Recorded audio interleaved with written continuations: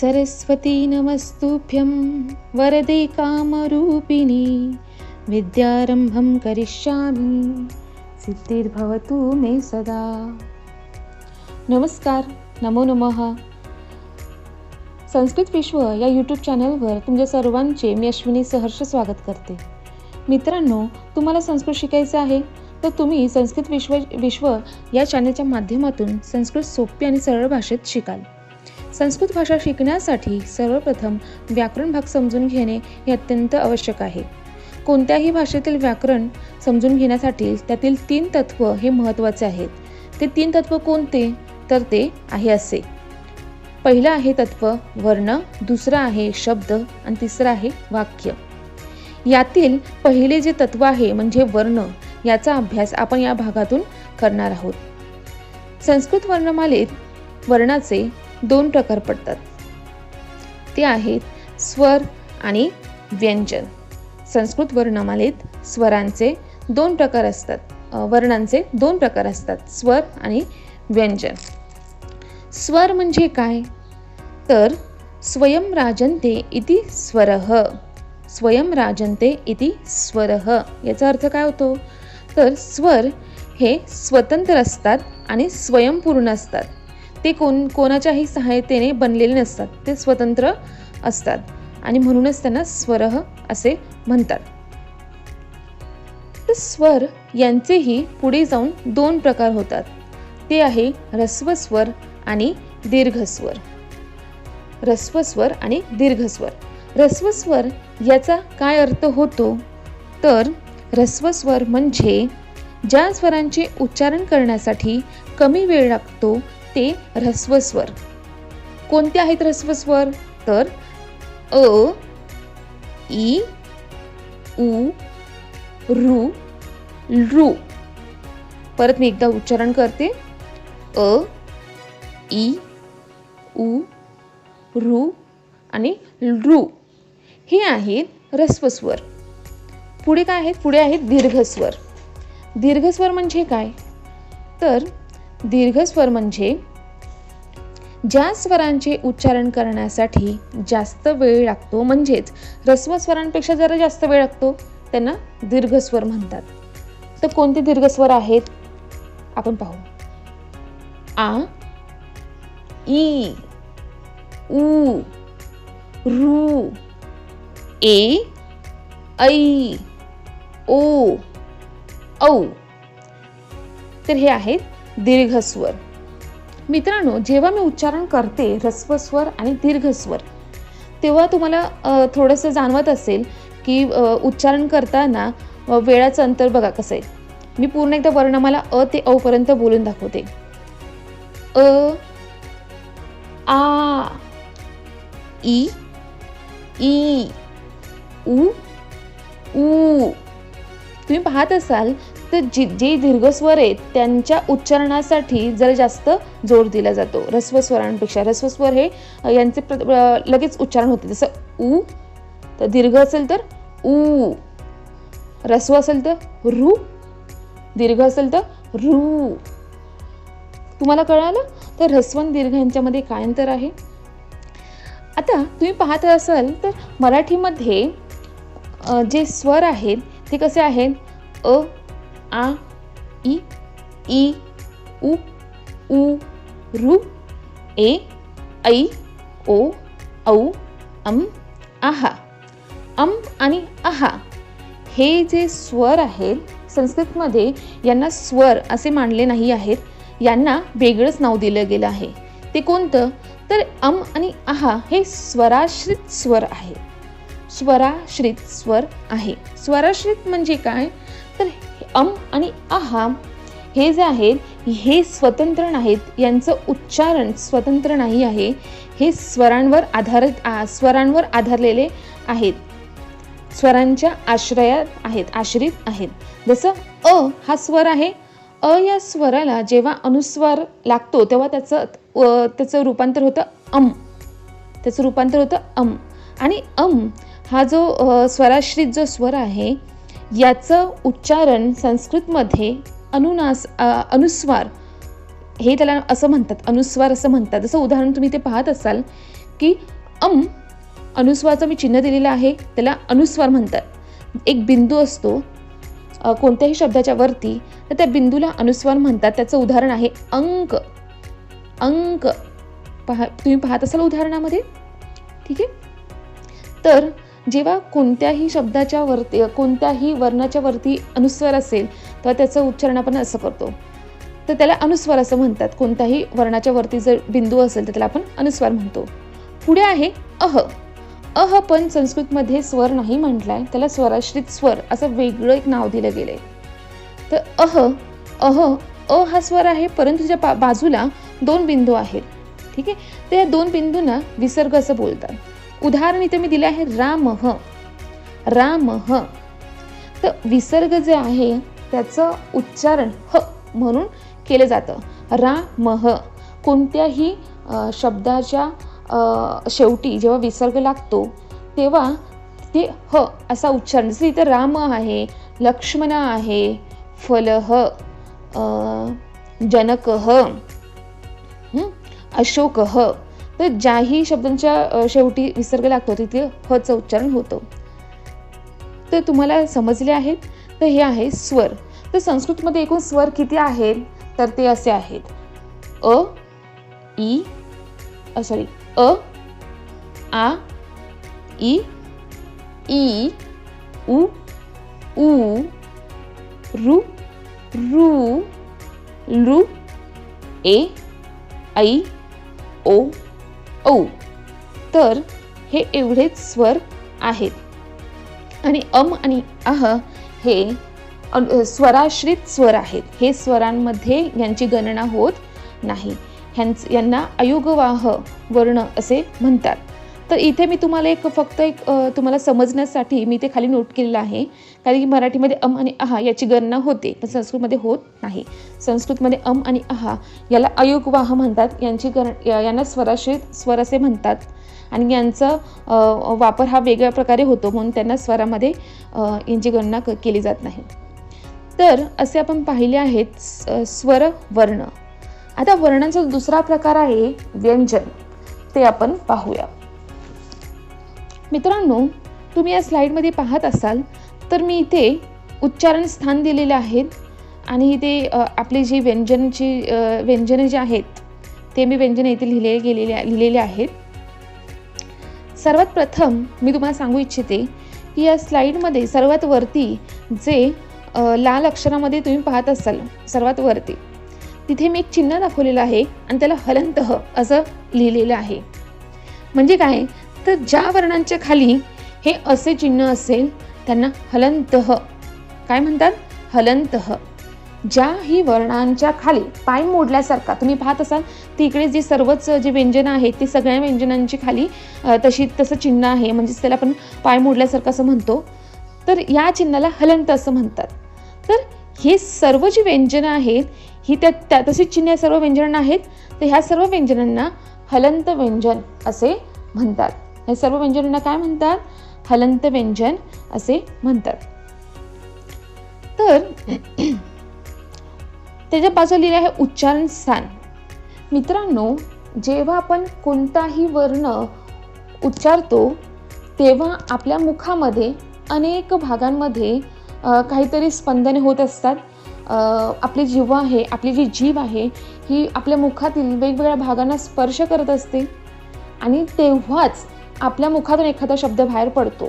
आपल्या मुखातून जे शब्द बाहेर पडतात ते शब्द बाहेर पडताना आपल्या मुखामध्ये अनेक हालचाली होत असतात. तर त्या कोणता शब्द उच्चारण केल्यानंतर उच्चारण करण्याआधी आपल्या मुखामध्ये आपली जिव्हा कुठे कुठे स्पर्श करते किंवा कोणता वर्ण कसा निर्माण होतो, तर ते सर्व आपल्याला उच्चारण स्थानातून समजणार आहे. ठीक आहे. तर आपण पुढे पाहूया. तर व्यंजनं आहेत क ख ग घ ङ. जेव्हा आणि सांगायचं आहे की हलंत वर्ण म्हणजे काय. हलंत वर्ण म्हणजे व्यंजनं जी आहेत ही सर्वच व्यंजनं हे स्वतंत्र नाही आहेत.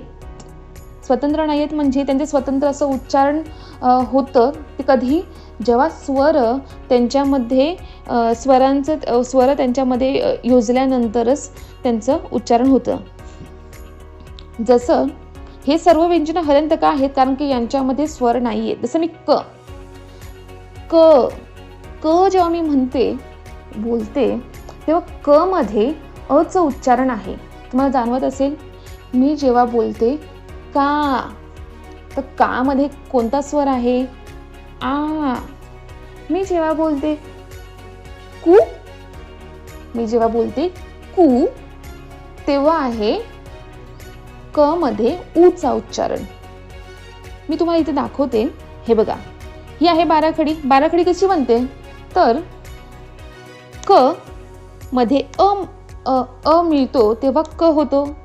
क मध्ये आ मिळतो तेव्हा का होतं. क मध्ये ई होतं तेव्हा की होतं.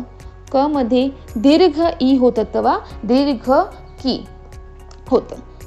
तर जेव्हा कोणत्याही व्यंजनामध्ये स्वर योजला जातो, ज्या स्वरांसोबत कोणतंही व्यंजन असेल तसं त्या व्यंजनाचं रूप होत जातं. जसं क मध्ये ए आहे तर क ला ए ची मात्रा येते, के होतं. ठीक आहे. तर तसेच हे जे वर्ण आहेत, आता याच्यामध्ये स्वर नाही आहेत त्याच्यामुळे ते हलन झाले. जर कोणत्याही व्यंजनातून स्वर जर आपण बाजूला केले तर ते जे वर्ण आहे ते वर्ण हलंत होतं. ठीक आहे. तर जेव्हा हलंत कोणत्याही वर्ण असतं तेव्हा त्यांचं उच्चारण पूर्ण नाही होत. जसं मी क म्हटलं तर कचं पूर्ण उच्चारण आहे, परंतु क मधून मी हे जर वेगळं केलं तर क चं उच्चारण होणार ख. काय होणार? क, ख, ग, घ. ठीक आहे. तसंच च, छ, ज, झ, ट, ठ, ड, ढ, न. तर अशा प्रकारे त्यांचं हे होतं. तर ही सर्व व्यंजन आहेत. तुम्हाला समजलं आहे हलंत म्हणजे काय? हलंत म्हणजे कोणत्याही वर्णाच्या खाली जर रेष असेल, पाय मोडल्यासारखं असेल तर त्यांना हलंत वर्ण म्हणतात. हलंत वर्ण कसे होतात? तर त्यांच्यातून स्वर जर वेगळे केले तर ते वर्ण हलंत होतात आणि स्वर जर परत जोडले तर ते वर्ण पूर्ण होतं. म्हणजे क, ख, ग, घ या अर्थी. तर आता आपण पुढे पाहूया. क, ख, ग, घ, ग हे वर्ण आहे. ठीक आहे. तर इथे मी तुम्ही पाहत असाल क वर्ग, च वर्ग, ट वर्ग, त वर्ग आणि प वर्ग. यांचा अर्थ काय होतो? तर हे जे क, ख, ग, घ, ग, च, छ, ज, झ, न, ट, ठ, ड, ढ, न, त, थ, द, ध, न, प, फ, ब, भ, म. तर यांच्यामध्ये जो सुरुवातीचा वर्ण आहे क, ख, ग, घ, ग, त्याच्यामध्ये जो क आहे हा क वर्ग. हे मी कशासाठी लिहिलेले आहे? क वर्ग, च वर्ग, ट वर्ग, त वर्ग आणि प वर्ग कशासाठी लिहिलेले आहे? तर ते जेव्हा मी बोलते क वर्गातला दुसरा वर्ण कोणता आहे तर तुम्हाला लगेच कळायला पाहिजे की क वर्ग म्हणजे कोणता. तर क, ख, ग, घ हे जे वर्ण आहेत हे आहे सगळे वर्ण क वर्गामध्ये येतात. छ वर्ण कोणत्या वर्गामधला आहे? च, छ, ज, झ ह्याच्यामध्ये छ वर्ण आहे. मी जर विचारलं की ड हा कोणत्या वर्गातला वर्ण आहे? ट, ठ, ड, ढ, ण. तर ट वर्गातला आहे ड. तर हे जे वर्ण आहेत सुरुवातीचे, हे सुरुवातीचे सर्व वर्णांना वर्ग म्हणले जातं आणि त्या वर्गातूनच त्या पुढच्या सर्व वर्णांची ओळख निर्माण होते. जसं क वर्गातला चौथा वर्ण कोणता आहे? तर घ आहे. त वर्गातला चौथा वर्ण कोणता आहे? तर ध आहे. प वर्गातला पाचवा वर्ण कोणता आहे? तर म आहे. तर यासाठी एक ओळख म्हणून इथे आहे. तर हे झालं वर्ग. वर्ग म्हणजे काय? तर त्या वर्गातील सर्व वर्णांची ओळख त्या वर्गाने होते. क वर्गाने क, ख, ग, घ याची ओळख होते. च वर्गाने च, छ, ज, झ. ट वर्गाने ट वर्ग मी म्हटलं की तुम्हाला लगेच सगळं काय ट वर्ग म्हणजे कोणकोणते वर्ण येतात? ट, ठ, ड, ढ, न. त वर्गामध्ये कोणते वर्ण येतात? त, थ, द, ध, न. ठीक आहे. तर हे आहेत आपले व्यंजन. आता तुम्ही पाहत असाल की त्याच्या पुढेच लिहिलेलं आहे उच्चारण स्थान. क वर्गामध्ये कोणकोणते वर्ण आहेत तुम्ही सर्वांनी सांगायचं आहे. आता क वर्गामध्ये कोणते वर्ण आहेत? क, ख, ग, घ, ग. तर हे जे वर्ण आहेत त्यांच्या समोर मी लिहिलेलं आहे कंठ. कंठ का लिहिलेलं आहे? कारण की या वर्णांचं जे उच्चारण स्थान आहे ते कंठ आहे. हे वर्ण कसे निर्माण होतात, कुठून निर्माण होतात, त्यांचं उगमस्थान काय आहे? तर कंठ आहे. तर हे कसं ओळखायचं? तर आपण एक हे करूया. तुम्ही सर्वांनी तुमचा हात घ्या आणि आपल्या कंठ म्हणजे काय? तर आपला जो घसा आहे, आपला जो कंठ आहे त्याला तुम्ही असा हात लावा आणि क वर्गाचं उच्चारण करा. आता बघा मी यापुढे प्रत्येक भागामध्ये क वर्ग, ट वर्ग या असंच उच्चारण बोलणार आहे आणि तुम्हाला त्यातून लगेच समजायचं आहे की क वर्ग म्हणजे काय? तर क, ख, ग, घ. ठीक आहे. तर क वर्गाचं आपल्याला उच्चारण करायचं आहे. तुम्ही कंठाला हात लावायचा आहे आणि क वर्ग उच्चारण करा. हां, क, ख, ग, घ, ग. केले उच्चारण? तुम्हाला काय जाणवलं? जेव्हा तुम्ही क वर्गाचं उच्चारण करता तेव्हा तुमच्या कंठामध्ये हालचाल निर्माण झाल्यासारखं, थोडंसं व्हायब्रेट झाल्यासारखं वाटतंय, हो ना? म्हणजेच काय, तर हे जे वर्ण आहेत ते कंठातून निर्माण होतात, म्हणून त्यांना कंठ त्यांचं उच्चारण स्थान आहे. कळाले तुम्हाला की क, ख, ग, घ हे जे वर्ण आहेत हे वर्ण कंठातून निर्माण होतात, त्यामुळे त्यांचं उच्चारण स्थान हे कंठ आहे. च वर्ग. च वर्ग म्हणजे च वर्गात कोणकोणते वर्ण येतात? तर च, छ, ज, झ, न. च, छ, ज, झ, ञ. च, छ, ज, झ, ञ. तर यांचं उच्चारण स्थान काय आहे? तालू. आता तालू कसं? तर तुम्ही जेव्हा उच्चारण करता, तुम्ही उच्चारण करा. तुम्ही उच्चारण करत असताना तुमची जी तालू म्हणजे आपल्या जे वरची जात आहे त्यांचा जो आतला भाग आहे त्याला टाळू असं म्हणतात, है ना? आपली जिव्हा जिथे वरती स्पर्श करते ज्या भागाला त्याला टाळू म्हणतात. तर तुम्ही च, छ, ज, झ याचं उच्चारण जेव्हा कराल तर तुमची जिव्हा आहे ही आपल्या टाळूला स्पर्श करते, म्हणून या सर्व च वर्गाचं जे उच्चारण स्थान आहे ते आहे टाळू. ट वर्ग. ट वर्गाचं काय उच्चारण स्थान दिलेलं आहे? मूर्धा. मूर्धा म्हणजे काय? आपली जिव्हा म्हणजे आपली जीभ जी आहे तिचं जे टोक आहे तिला आपण मोडतो, मोडून आपल्या टाळूला तिचा स्पर्श होतो, त्याला मूर्धा असं म्हणतात. ट वर्गाचं उच्चारण करूया आपण. चला. ट, ठ, ड, ढ, न.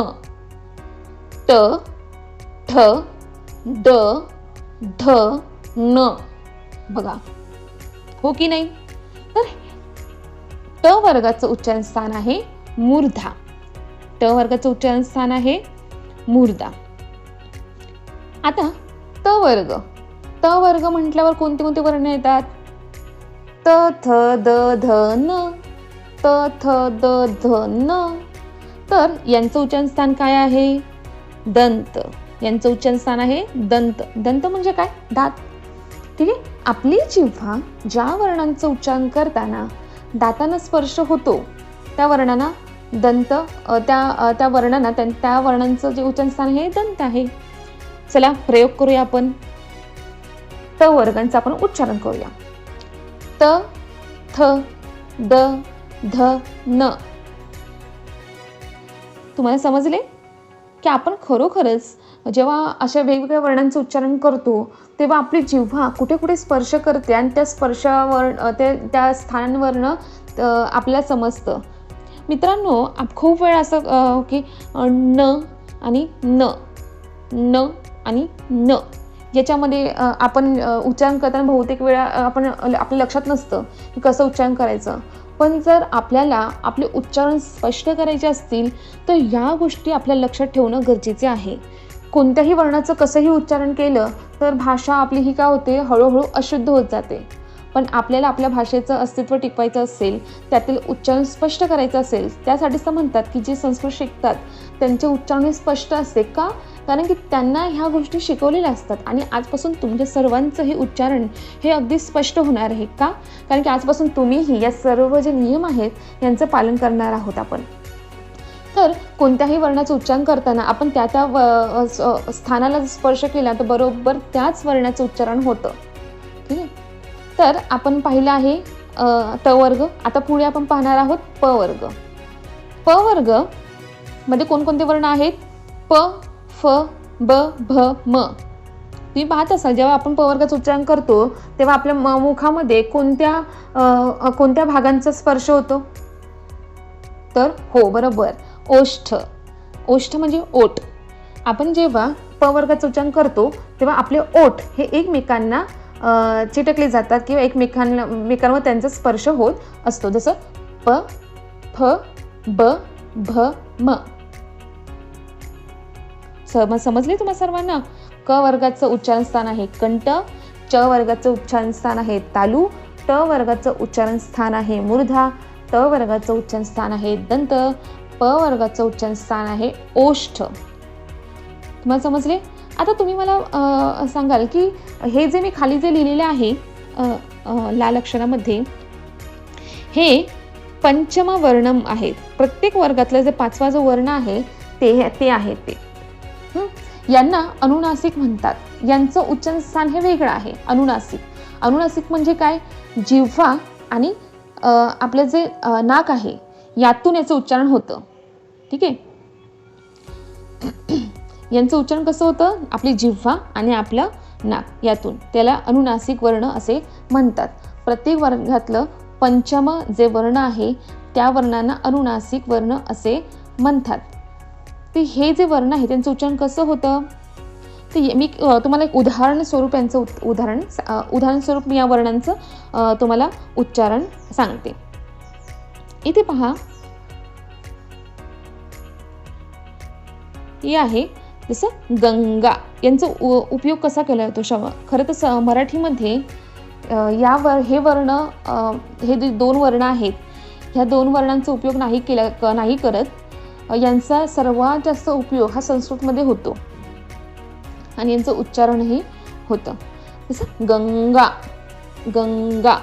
गंगा ह्याचं अनुनासिक आहे अंग. अंग असं याचं उच्चारण होतो. गंगा. गंगा. मराठीत गंगा कसं लिहितात? तर आपण अनुस्वार देतो. गच्यावर अनुस्वार गंगा. परंतु संस्कृतमध्ये ग आणि त्याच्यामध्ये अनुनासिक वर्ण आणि ग. गंगा. तसंच वाङ्मय. खरं तर आपण मराठीमध्ये याला वाङ्मय, ज्यांना माहिती नाही आहे की या वर्णाचं उच्चारण काय आहे तर आपण वाङ्मय बहुतेक जण लोक म्हणतात, ज्यांना माहीत नाही आहे. पण ज्यांना माहिती आहे ते त्याचं उच्चारण व्यवस्थित करतात की वाङ्मय. वाङ्मयी. वाङ्मयलाच मराठीत आपण साहित्य अर्थ म्हणतो. तसंच दुसरं जे अनुनासिक वर्ण आहेत तो आहे न्य. न्य. काय आहे? न्य. अनुनासिक असल्यामुळे त्याचं पूर्ण असं उच्चारण होत नाही. जसं आपण क म्हणतो तर क म्हटल्यावर आपल्याला लगेच समजतं की क. पण हे जे दोन जे वर्ण आहेत यांचं अनुनासिक असल्यामुळे पूर्ण स्पष्ट आपल्याला ऐकू येण्यासाठी त्याला कोणता तरी शब्दामुळे ते असेल तरच आपल्याचा अर्थ समजतो. जसं चंचू. चंचू. पंचह. पंचह. तर याला ज्यांना माहिती नाही हा वर्ण तर ते लोक याला त्र या अर्थी, ज्यांना माहीत नाही ते, पण ज्यांना माहिती आहेत, जे संस्कृत शिकत आहेत त्यांना माहिती आहे की याचं उच्चारण कसं होतं. तर चंचू, पंचह, संचह, न्य. न्य असं ह्याचं उच्चारण होतं. चंचू म्हणजे काय? तर चोच. पंचह म्हणजे काय? तर 5. संस्कृतमध्ये पंच ही संख्या आहे 5. संचह. संच या अर्था म्हणजे जिथे हे वर्ण आहे तर तिथे मराठीमध्ये अनुस्वार येतो आणि संस्कृतमध्ये हे अनुनासिक वर्ण येतात. तर आपण पाहिलं आहे आपलं क वर्ग झालेला आहे. क वर्गाचं आपलं उच्चारण स्थान समजलेलं आहे. च वर्गाचं उच्चारण स्थान आहे तालू, ट वर्गाचं आहे मूर्धा, त वर्गाचं आहे दंत, प वर्गाचं आहे ओष्ठ आणि अनुनासिक वर्ण आपण पाहिलेले आहेत. आता शेवटचे जे वर्ण आहेत य, र, ल, व यांचं काय उच्चारण स्थान आहे, तर यचं उच्चारण स्थान आहे तालू. य य जेव्हा आपण य बोलतो तेव्हा आपली जिव्हा ही टाळूला स्पर्श करते, त्यामुळे याचं उच्चारण स्थान आहे तालू. र र रचं उच्चारण स्थान आहे मूर्धा. आपली जिव्हा जिभेचं टोक हे मोडून हे आपल्या टाळूला स्पर्श करतं, त्याच्यामध्ये त्याला मूर्धा असं. र र र ल लचं उच्चारण स्थान आहे दंत. ल आपण जेव्हा उच्चार करतो तेव्हा ते आपल्या दातांना स्पर्श करतं, त्यामुळे दंत. वचं उच्चारण स्थान आहे दंतोष्ठ, म्हणजे आपली जिव्हा आपले ओठ पण बंद होतात, आपले ओठही स्पर्श करतात एकमेकांना आणि आपली जिव्हा दातांना स्पर्श करते. व व त्या पुढे आहे श क्ष स ह. श चं उच्चारण आहे टाळू तालू. क्ष क्ष ते आपण बहुतेक वेळा खरं तर याच्यामध्ये खूप आपल्याला कन्फ्यूज झाल्यासारखं होतं. श आणि क्ष श श आणि क्ष हे दोन्ही वर्णांना बहुतेक लोक एकसारखंच उच्चारण करतात, म्हणजे आपला फरक कळत नाही की श षटकोनचा का श शहामृगाचा. पण जर तुम्ही या उच्चारण स्थानांचा उपयोग तुमच्या जीवनात केला, काही बोलताना संभाषण करताना, तर तुमचं उच्चारण हे खूप स्पष्ट होईल.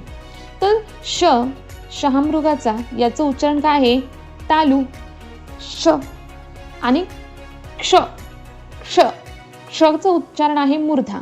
तर जर तुम्हाला असं खरंच कन्फ्यूज होत असेल की श आणि क्ष याच्यामध्ये काय फरक आहे, तर तुम्ही याचा खरंच तुम्ही उपयोग करून पहा, मूर्धा करून पहा. मूर्धा म्हणजे काय, तर आपली जिव्हा जिभेचं टोक त्याला फोल्ड करायचं आणि आपल्या टाळूला त्याचा स्पर्श करायचा आणि क्षचं उच्चारण करा, तर तुम्हाला श आणि क्ष याच्यामध्ये फरक जाणवेल.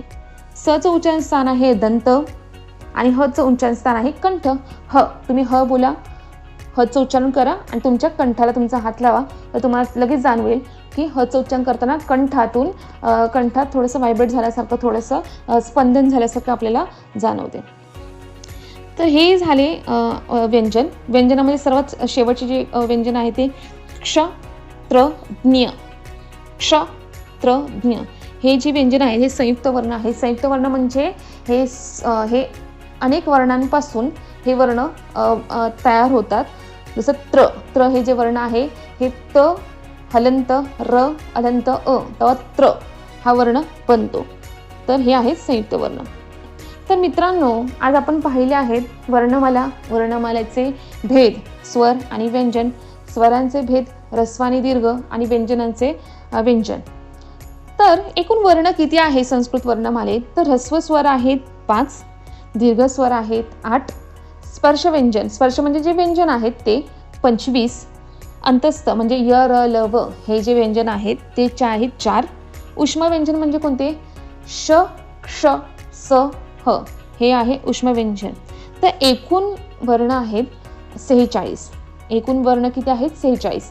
आणि अयोगवाह मी तुम्हाला सुरुवातीला स्वरांमध्ये सांगितलं होतं की आणि आहा हे स्वर नाही, संस्कृतमध्ये यांना स्वर मानले जात नाही, यांना स्वराश्रित म्हणतात. यांचं जे चिन्ह आहे त्या चिन्हांना अयोगवाह म्हणजे अनुस्वर आणि विसर्ग. तर यापुढे जेव्हाही आपण संस्कृत वाचू किंवा बोलू तेव्हा या चिन्हांचं उच्चारण आपल्याला व्यवस्थित करायचं आहे. जसं अनुस्वारचं असेल तर एखादं उदाहरण मी सांगते की अंकमध्ये अ वर अनुस्वार आहे अंक, आणि विसर्ग असेल तर रामच्या बाजूला मच्या बाजूला जेव्हा 2 बिंदू असतील तर आपल्याला तिथे हचं उच्चारण करायचे, राम ह लक्ष्मण ह. ठीक आहे. तर हे आपण आज पाहिले आहेत वर्णांचे भेद पाहिले आहेत, त्यांचं उच्चारण स्थान पाहिलं आहे. आणि आपल्याला जर खरंच असं वाटतंय की आपली ही भाषा किंवा आपले उच्चारण स्पष्ट व्हावे, तर यासाठी आपल्याला यात सांगितलेले जे नियम आहेत, जे उच्चारण स्थान आहे, ज्या वर्गाचे क वर्गाचे जे वर्ग आहेत त्या वर्गांचे उच्चारण स्थान आहे, त्यांचा उपयोग जर तुम्ही खरंच तुमच्या उच्चारणामध्ये केलात तर तुम्हाला नक्की जाणवेल की तुमचे हे उच्चारण हे खूप स्पष्ट झालेलं आहे. तर नक्कीच अशा प्रकारे आपले हा भाग इथे संपतोय. तुम्हाला हा भाग कसा वाटला हे तुम्ही मला नक्की सांगा. आणि जर तुम्हाला हा भाग आवडला असेल तर तुम्ही लाईक करा आणि सबस्क्राईब करा. धन्यवाद.